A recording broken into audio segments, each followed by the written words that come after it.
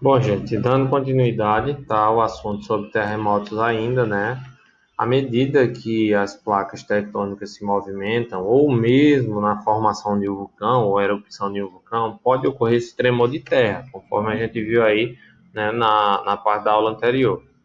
E para que fosse medido a intensidade desse tremor de terra, né, foi gerada uma escala, chamada escala Richter, certo? Que utiliza um aparelhozinho sismógrafo para poder dizer em que escala determinado terremoto alcançou, certo?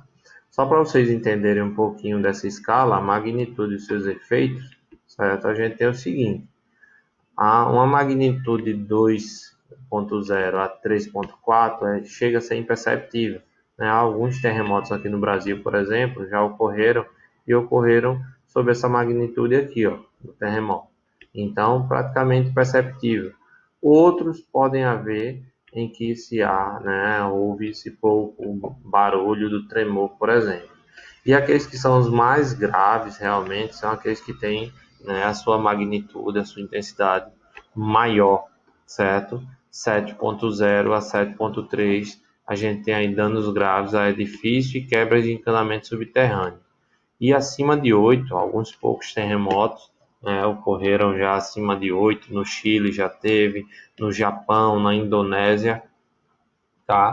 Nesses locais em que há terremoto acima de 8, se não houver uma engenharia, né, bem aperfeiçoada contra esse tipo de movimentação de terra, como por exemplo tem lá no Japão, né, por mais que tenha alguns terremotos de alta magnitude, nem todos os prédios caem, chegam a cair exatamente porque eles já investiram bastante nessa parte aí, né, contra esses terremotos, mas a maioria dos países não tem esse investimento tão grande. Então, se ocorrer um terremoto de magnitude acima de 8, então o mais provável é que a gente tenha aí uma destruição completa. Seguindo, né, os maremotos ou tsunamis é como se fosse um terremoto, tá, gente? Só que onde é que isso vai ocorrer? Vai ocorrer lá dentro d'água, tá bom?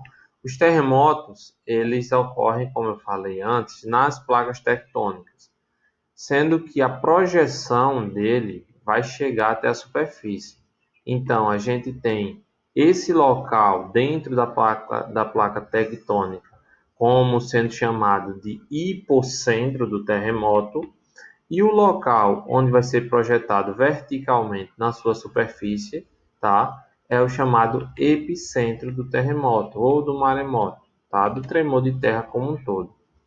Esse tremor de terra, se for no oceano, vai provocar ondas, tá? Que podem chegar até os continentes com grande força, fazendo com que haja grande destruição também. Então, ó, um terremoto faz tremer o fundo do mar, certo? Até então é um terremoto normal, só que agora no oceano. Esse fenômeno desloca para a superfície uma grande massa de água, né? Na medida que vibra, também essa massa de água começa a vibrar em cima dele, se forma uma vibração que se propaga a grande velocidade abaixo da superfície, né?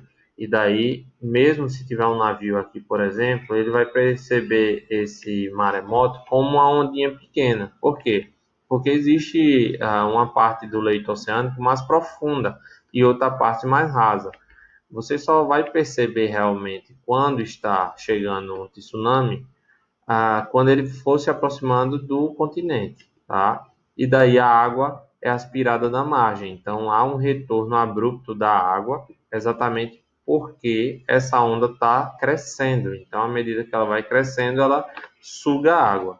Até que ao se aproximar da costa, né, em ondas gigantes, acabam destruindo tudo que encontra pela frente, né? A gente já viu alguns casos, como por exemplo do Japão, em que ocorreu isso daí. E por fim, os vulcões, né, gente? Nos vulcões é a fuga do magma, tá? Tá lá o magma no interior da Terra, há essa fuga por algum movimento da placa tectônica, e aí ele libera gases, por exemplo, e libera também o magma, né? A própria rocha fundida, beleza? Esses são os vulcões.